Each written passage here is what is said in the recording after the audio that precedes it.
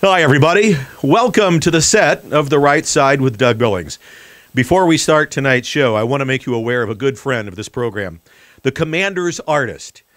Make sure that you go to this guy's website, check out his artwork. Phenomenal. He is the commissioned artist of Lieutenant General Michael Flynn.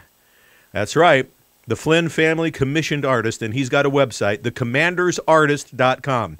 He's designed the logos for this program, given us some portraits for ourselves, and he's also created portraits for the likes of Simon Parkes, Charlie Ward, and dozens upon dozens of American patriots who are in the world of politics and public service.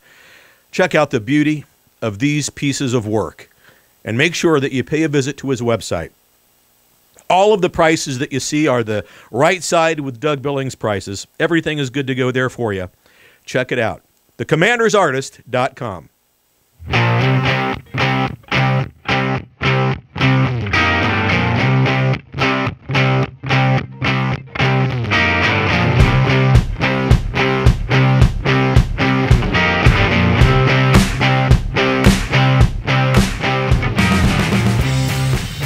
Hi, everybody. Welcome to The Right Side with Doug Billings. Thank you very much for watching, listening to us all around the world.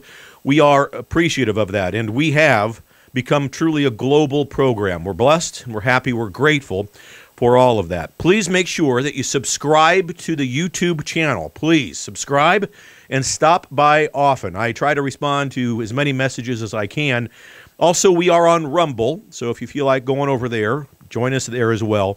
And we appreciate it very much. And for those of you who are in the United States, you're wondering about the troops in Washington, D.C. And for those of you who are joining us from around the world, you're probably wondering, why are there troops still in Washington, D.C., and who really is in charge of America?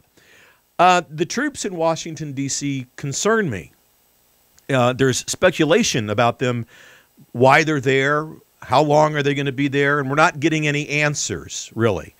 Now, most of them are National Guard troops, and there's a couple of things that maybe some of you don't know about the Guard and how it's managed and from whom they take their orders and so forth. But since Washington, D.C. is not a state, at least it's not yet, the Communist Socialists want to make it a state, of course, and change all of that. We'll talk about that in another show. But there is no governor of Washington, D.C. because it's not a state. So it's the mayor of Washington, D.C., who's in charge of giving orders with regards to security and ordering the troops around and so forth. So Muriel Bowser is her name, Bowser. Muriel Bowser, one of the most militant members of the Communist Socialist Party in the United States, and she is an ardent supporter of the domestic terror groups Antifa and Black Lives Matter. It's her who is keeping the troops there and asking or ordering them, giving them orders and direction and so forth. But is it Bowser who is giving the orders in D.C. with regards to these National Guard troops?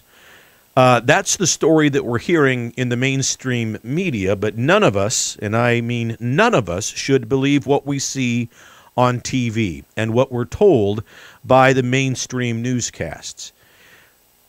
Now, I may not have, in fact, I know that I don't have all the answers. I have opinions about what we see, and I have opinions about what we read about, and so forth.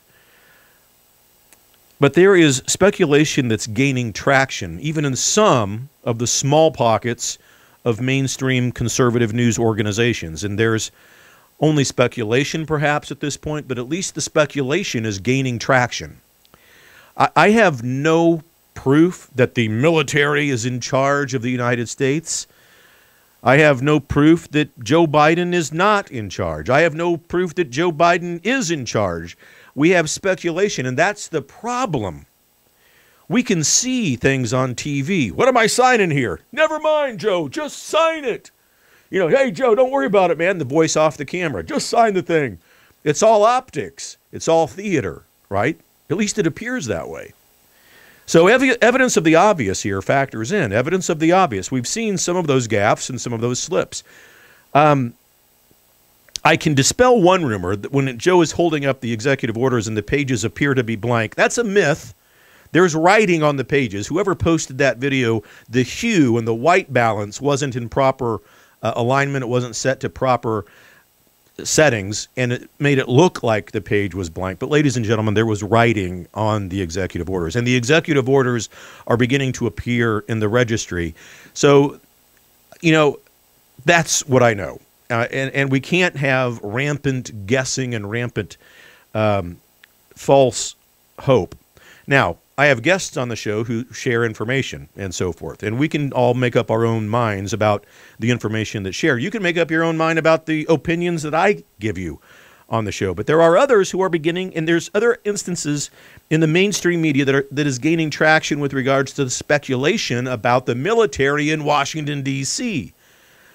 I mean, I know this much. In my gut, I believe in gut feelings, ladies and gentlemen. I believe in intuition. And I've often said that it's your gut feeling or your intuition that could be otherwise known as the voice of God, nudging you along and saying, be careful of that. Don't do that. Hey, you should really follow that guy's advice. You should really probably think about that before you do it. Those gut feelings, that intuition you have, the voice of God. You have to be open to that faith. You have to be open to that truth. My intuition right now is telling me something's up with this whole military presence in Washington, D.C. Are there arrests being made? I don't know for certain. It coincides really with speculation about Joe Biden and his buddy Barack Obama. For me, at least, it does. I mean, it was Obama himself who said in an interview not too long ago that he would like to be pulling the strings, pulling the strings of a president behind the scenes at home, comfortably as he sits sipping coffee or a drink on the West Wing patio of his New Hampton estate, Obama, right? I want to be able to, it would be quite nice to pull the strings and to be, whispering in the ear of the president. And then by mechanisms of that, and by way of that, have my third term as president. Ladies and gentlemen, these people lie a lot, but they don't lie about their thirst, their quest, and their obsession with power and dominance.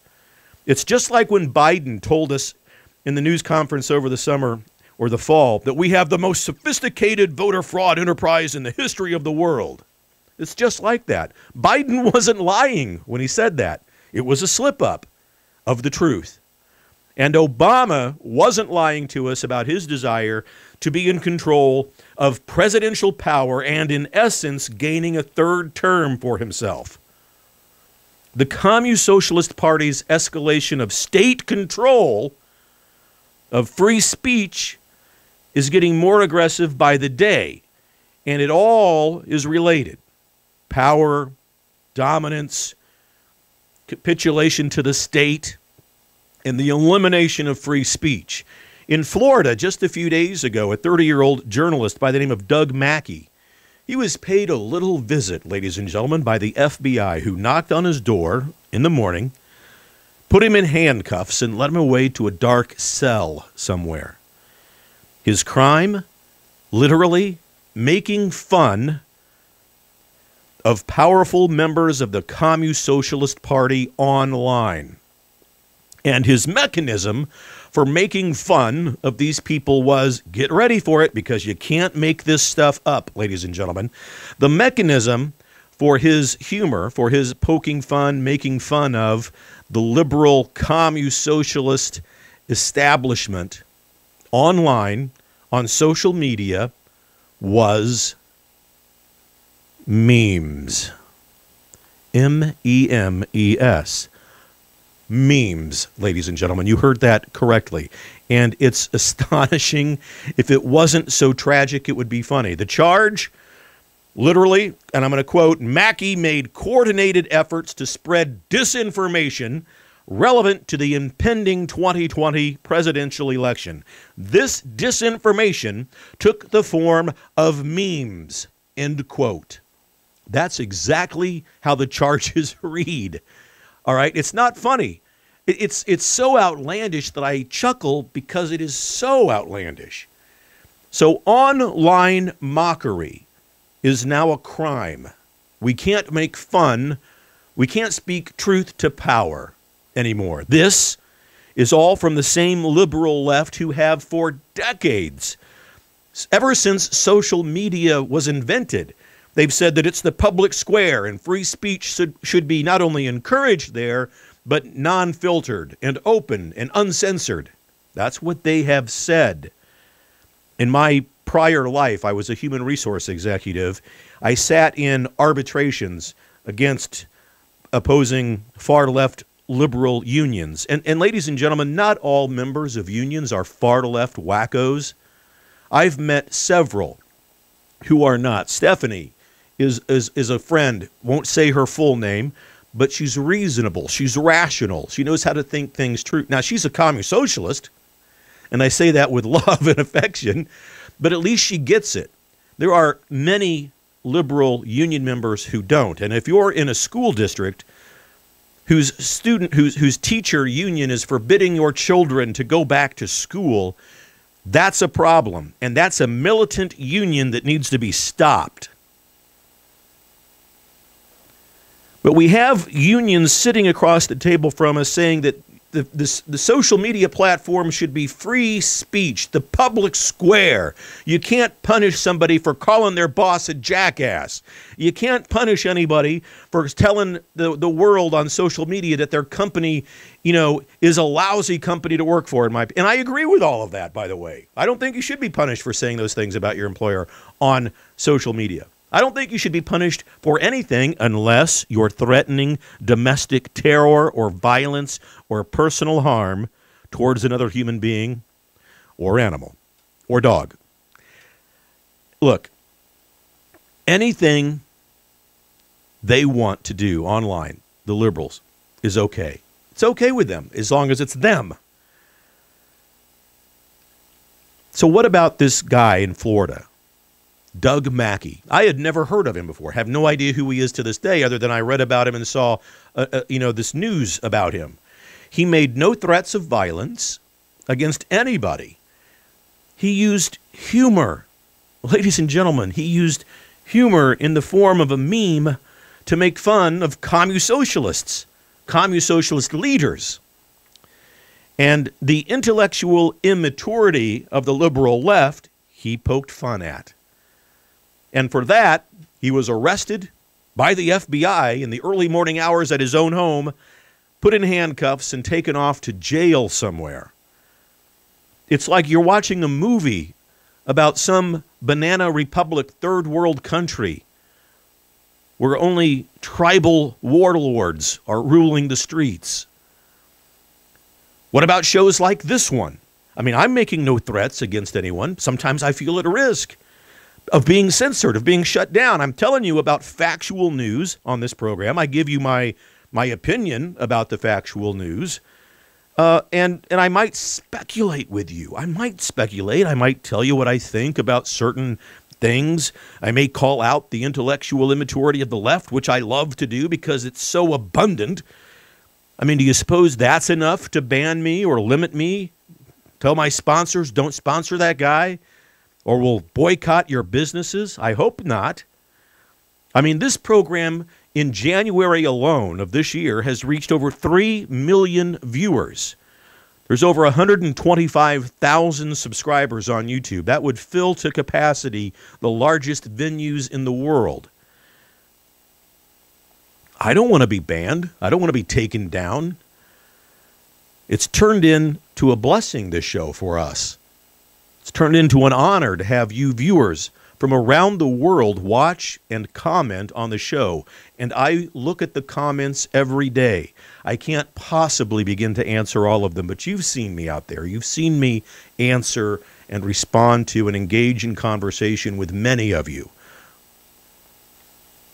But conservatives really are a target in today's cancel culture, and it makes you wonder. And so all we can do is share the message, the conservative message, and be truthful in our approach about it. I mean, if anything, clearly if you're watching this, you must certainly sense that I have some passion for the conservative view, the conservative approach, the godly conservative approach to life. And whether or not you are in Poland, Germany, Scotland, Ireland, the UK, Australia, Sudan, Japan, North Korea, South Africa, all of those places from which we've heard, it's the conservative, godly approach that draws you in, I think. And we're glad to have you. But we need to share these kinds of messages and share this program. News is one thing. Hardcore reporting of news is not what I do. I comment with my opinion about the news. Some of my personal opinions I share with you, and I do get personal. The other day I shared stories about my sons and both of my sons and how one has Down syndrome and how that was a blessing. But is it a crime now to share opinions about anything, especially with regards to politics? I'm not spewing hate here. Certainly have opinions. I certainly do. Most of them are always right. I mean, I grant you there's that. And there's clearly the magnetism and the charisma of this whole entire... I know it's obvious. But I have every reason to think that we're under the microscope. And so on one hand, I want to be careful because I don't want to be canceled. I want to talk with you people. And apparently, it's opinions of the right side, conservative folks, godly folks, and apparently now memes are deemed unlawful. Because if we dare to criticize or mock or make fun of the left, the communist socialists, if we dare question their opinion or their interpretation of the facts, we're in grave danger. And according to CNN, this guy, Doug Mackey, and I'm going to just tell you the quote that CNN used. They said, Doug Mackey is a bad person who has bad views and needs to be held accountable, end quote. Bad views, ladies and gentlemen. What the hell is this about? We are now subject to search and arrest and jail for posting memes in America. This is what it's come to. These things are now crimes, apparently. The charges against this Mr. Mackey, they could total 10 years in a federal penitentiary. That's more time than most rape cases get. But that's the opinion of the communist news network, CNN. Bad opinions, bad person, bad, equals jail. Look, in the United States, at least the United States that I know, there's no federal crime for posting memes. There's no federal crime for spreading quote-unquote false information. None. We enjoy, ladies and gentlemen, a constitution in this republic that guarantees free speech. Now, you can't use free speech to yell, fire, if you're in a crowded theater house. And God, having said that, don't you wish for the days of live theater again and crowded Broadway shows and live theater no matter where you are? Wow. But I digress. But in other words, our free speech doesn't give us the right to threaten or to threaten harm to people. We get that, but Mr. Mackey didn't do any of that. We all know it, but yet here we are, and here he is in a cell somewhere. The law that the Biden administration is quoting with regards to all of this is called U.S. Code 18, Section 241. It makes it illegal, and it says in there to quote, it's illegal to quote, conspire, to injure, to oppress, to threaten, or intimidate anyone from exercising their right to vote. And that would include, according to this particular law, kidnapping, invading somebody's home and sexually abusing them, etc. None of it, ladies and gentlemen, was done by Mr. Mackey. He made memes. My opinion, all of these people, the communist socialist, rock solid, 100% bat crap crazy. Absolutely nuts to do this. And according to the communist socialists, this guy, Mr. Mackey in Florida, who created memes and dared to post them online, is a domestic terrorist. Speech now is a crime of violence, and disagreement with the communist socialists, with their platform, is a felony. What's going on? What is really going on here? For all practical purposes in the United States, right now, for all practical purposes, our First Amendment rights to free speech is suspended. We're living under some sort of martial law that many of us can sense, but we can't really identify because nobody's telling us anything. If you don't believe me, just replay the first 7 minutes of this show about the troops, the 10,000 troops still in Washington, D.C. Evidence of the obvious should be sufficient for us all. Something's not quite right. We don't know why those troops are there. We don't know for how long they're going to be there. And I'm drawing upon my own opinion and making my own conclusions and sharing them with you good people.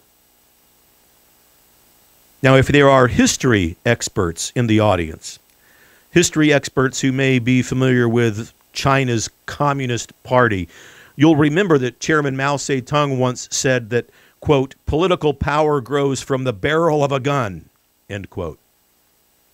And he's right. It does. And apparently that's what the Communist Socialist Party might be doing in places like Washington, D.C. We will see. There's a member of the Communist Socialist Party here in the United States who serves in the Senate. His name is Christopher Scott Murphy. He's a member of the Communist Socialist Party, a senator from Connecticut since 2013. We've been lucky enough to have this beauty with us. He's also a raging, intellectually immature buffoon. Take a look at this clip. The threat to the country is not over, right? We still have 5,000 National Guard members surrounding the Capitol complex. Why? Because there are still existing threats, present threats to the security of the Capitol. And so long as Donald Trump is empowered by Senate Republicans, there is still the chance that he is going to incite another attempt at the Capitol. The threat is still very real to American democracy. You see, according to Murphy, I mean, if there are people in the world who continue to disagree with him, who continue to disagree with the Communist Socialist Party, if you dare to have a different opinion, if you dare to speak up, then troops will continue to be needed in the Capitol because their leader, President Donald Trump, still has influence. Remember, communist socialists don't lie when they're talking about their thirst, their quest for, and their desire for power. Christopher is telling you the truth. President Trump is a current threat to the Communist Socialist Party. And all of his supporters need to be rounded up, arrested, shut up, squelched. Publishers around the world coming out, no person in the Donald Trump cabinet, no person in the Donald Trump administration will be published if they want to write memoirs or their experiences about their work during those years. Wow. Just wow. But this is why they are trying to impeach him again. President Trump is still in more control of America and likely the world than any of them combined. And they know it. And they have a catastrophic fear of that. Remember, the beauty of the American Republic is that it's voluntary. And it yields to the will of we, the people. but not in the eyes of the Communist Socialist Party. If the Communist Socialists think that their version of this country and the world is in danger by anybody, let alone President Donald Trump, they will take military action, apparently. They will post troops. Now, over the summer in America, when it was burning, no action taken at all, right? No action taken at all. They stand opposed to free speech. They stand opposed to free will. They stand opposed to freedom in general.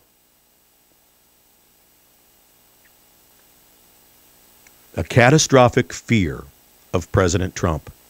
That's what they have. And that catastrophic fear is driving them towards this impeachment. They never want him to be able to run for elected office at a high level again. I guess I want to share one final thought about all of that. And it does get me worked up because I engage in free speech now for a living. Keep in mind that the Communist Socialists in America want to defund and take away police and law enforcement everywhere, except they want to keep them in place for their center of the universe, Washington, D.C. Oh, and their neighborhoods at home, of course. They want to keep the police there. But everywhere else, everywhere where you are, they want to defund them. It's all about protecting their lives whilst putting yours at risk. Someone else in the news today, and just one quick word about him, Governor Cuomo in the state of New York. Governor Cuomo, you're venomous. You're murderous. You're a madman who is personally responsible for the murders of hundreds upon hundreds of elderly citizens who you placed in nursing homes without proper care and COVID precautions, the most vulnerable to this virus. I'm not going to say anything else about you, sir, except that these new allegations that have surfaced today, that there are hundreds upon hundreds of more, and that you and your agencies didn't report them accordingly. Well, I just hope that the crescendo of justice falls hard and swift upon you, sir. And even though this, according to the media and the deep state, is still raging across the country, COVID, here's what's going on right now. The Communist Socialist leaders, the Communist Socialist leadership in this country since January 20th. January 20th is, in case you're from Raytown, Missouri, it's Election Day. January 22nd, Washington, D.C. miraculously opens up for indoor dining again. On the 23rd of January, Chicago follows suit, does the same thing. Indoor dining now open.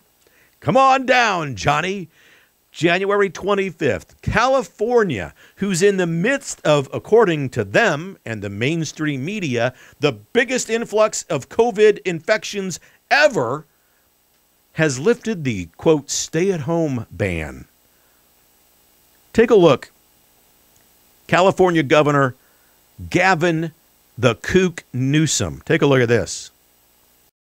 We are anticipating still more decline in hospitalizations and more declines in ICUs, and that's why we're lifting that stay-at-home order effective immediately today. All right.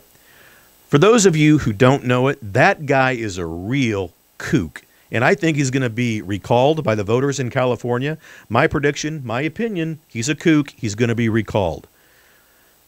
But how can all of this be? How can all of this reopening be? Like I said, California experiencing the highest number of new COVID cases ever. But it's reopening. Well, I'll tell you why, and you know it. Evidence of the obvious is sufficient. COVID is political. It's not medical, it's political.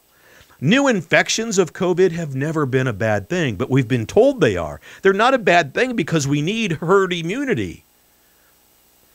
Another new case of COVID, as if that's just a dire, tragic thing. 99.7 of us get over it, ladies and gentlemen. It's frustrating.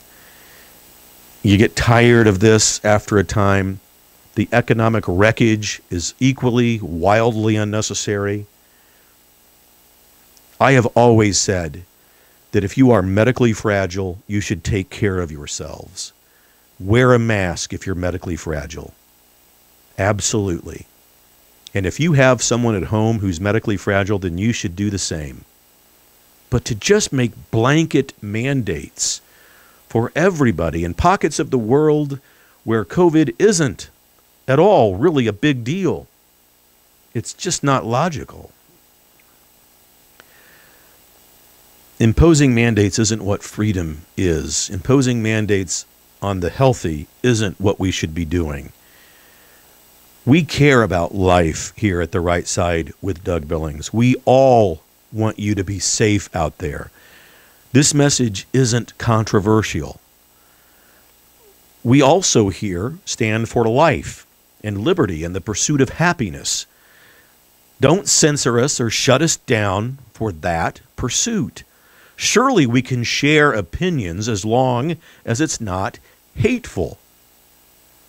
Nothing that I've said here is untrue or goes against science. You might disagree with the opinion. The truth is, the mandates, in my opinion, have never been about health. In my opinion, I think if you look at the masks as an example, the masks have only been, in my opinion, political signaling. They've been a capitulation to the mob, and they've been a sign of animus towards President Trump. But right now we have lives at stake, not from the virus. We have livelihoods at stake because of the shutdowns and the wreckage of economies across the planet. They weren't necessary. Now, in the beginning, when we didn't know much about COVID, of course, we had to shut down and be careful. We all understand that. But now, and especially since the administrator Biden is signing all of these orders, it's destructive. Livelihoods are being lost. Unemployment numbers skyrocketing. Entire pipelines being shut down. It doesn't make any sense. The deep state is deep indeed, and they're all around us. And today we see the deep state acting out in the financial world. You've heard, I'm sure, about Robinhood, the app Robinhood, and the whole GameStop phenomenon that's going on in the United States.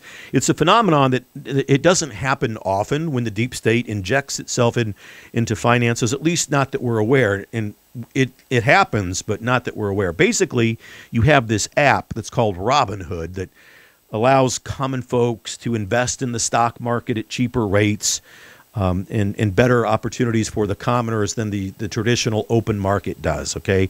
I'm oversimplifying here for the sake of time, but it mirrors politics, all of this that's going on today, because you see the elites in this situation, and that's what's happening really this week, is an example how the deep state wants to enslave you.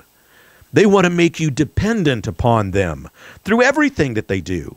Free stuff is a prime example. And that way is how they do it. Free stuff in slavery. Now, it's not just GameStop that's involved here. There's lots of stocks that were through the Robinhood app of AMC Theaters, Bed Bath & Beyond, BlackBerry. There's more. But GameStop made the big news because they grew the most and so forth. But if you've got a group of ordinary common folks who figure out a way how to become uber wealthy, God forbid, and how the deep state doesn't want that to happen, then you've got a story. You see, it's like the attack on free speech that I just got done talking about. If you find a way to make it big, if you discover an avenue to beat the system in a legal way, not illegally, if you pose a threat to the deep state in any way, just like Donald Trump does, for the love of God, they're going to destroy you. That's what's happening to the folks at Reddit.